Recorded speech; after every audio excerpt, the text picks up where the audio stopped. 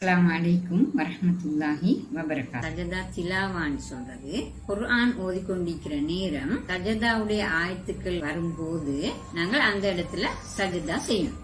அதுதான் சஜதா திலாவா. உதாரணமாக குர்ஆன்ல முதலாவது இறங்கப்பட்ட சூரத்துல் அலக் பிஸ்மி ரப்பிக்கல்லதி ஹலக் என்று ஆரம்பிக்கிற வசனம் சூரா முடியும் பொழுது கடைசியாக அந்த ஆயத்து சஜதாக்குரிய ஆயத்து. அதை நான் உங்களுக்கு காட்டி விளங்கப்படுத்துறேன். கடைசி ஆயத்து கல்லா லா துதிஹு வஸ்ஜுத் வக்தரிப். இந்த இடத்துல நாங்க அரபு தெரிந்தவர்களுக்கு எந்த இடத்துல சுஜூத் செய்யணும், எது சஜதாவுடைய ஆயத்துன்னு விளங்கும். தெரியாதவர்களுக்கு குர்ஆன்ல அடையாளமிட்டு காண்பிக்கப்பட்டிருக்குது. சஜதா என்று வரும் இடத்துல மேலால கோடு போட்டு காண்பிக்கப்பட்டிருக்குது.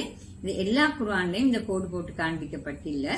அது எல்லா குர்ஆன்லயும் சஜதா உடைய ஆயத்து முடியும் இடத்தில் சஜதா செய்யக்கூடிய இடத்தில் சிறிதாக அரபால் சஜதா என்று போட்டு காண்பிக்கப்பட்டிருக்கிறது. சில குர்ஆன்ல அதுக்குரிய ஒரு அடையாளம் போட்டு காண்பிக்கப்பட்டிருக்குது. அதாவது கிப்லாவை காட்டக்கூடிய அடையாளம் மாதிரி ஒரு அடையாளம் போட்டு காண்பிக்கப்பட்டிருக்குது.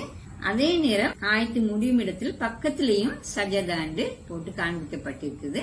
எனவே எங்களுக்கு அதை இலகுவாக புரிஞ்சு கொள்ளலும். அடுத்தது என்ன செய்யணும்னு கவனிப்போம். இவ்வாறு சஜதாக்குரிய இடங்கள் நிறைய குர்ஆன்ல வருது.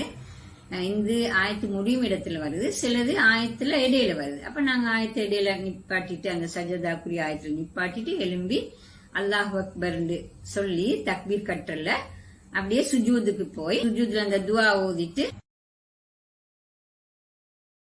எழுந்து தொடர்ந்து ஓதிக்கொண்டு போகலாம்.